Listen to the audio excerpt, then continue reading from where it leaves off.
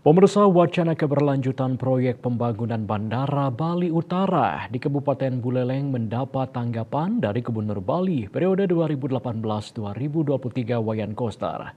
Koster tidak mempermasalahkan dibangunnya Bandara Bali Utara, asal infrastruktur pendukungnya jelas dan bermanfaat bagi perekonomian masyarakat Bali.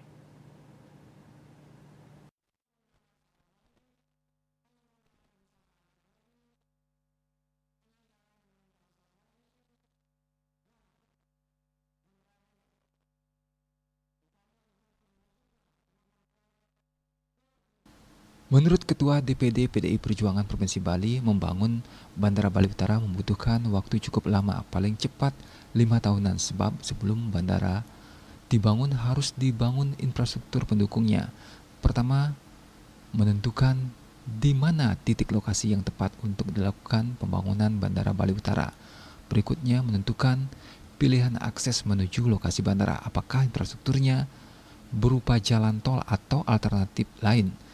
Semisal kereta api, pembangunan akses ini membutuhkan tadi cukup lama. Setelah selesai, membutuhkan puluhan pilihan infrastruktur penghubungnya. Selanjutnya dilakukan pembebasan lahan. Pembebasan lahan tidak gampang, apalagi struktur daratan Bali terdiri dari bukit lembah. Dalam proses pembebasan lahan ini membutuhkan waktu paling cepat 2 tahunan. Setelah berhasil membebaskan lahan, dilanjutkan dengan pembangunan infrastruktur. Apakah akses penghubung yang dipilih adalah jalan tol ataupun kereta api? Ini membutuhkan waktu paling cepat 2 tahunan. Setelah itu dilanjutkan pembangunan bandaranya.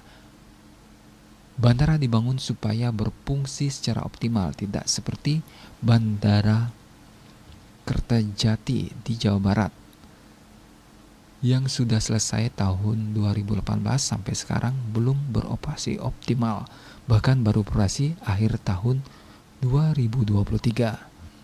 Dari mulanya beroperasi, baru 3 maskapai yang menggunakannya, itu pun tidak bisa terbang karena kekurangan penumpang. Jadi jangan sampai investasi yang sudah besar tidak berfungsi secara maksimal. Akses penghubungnya belum siap. Begitu juga bandara yang lain.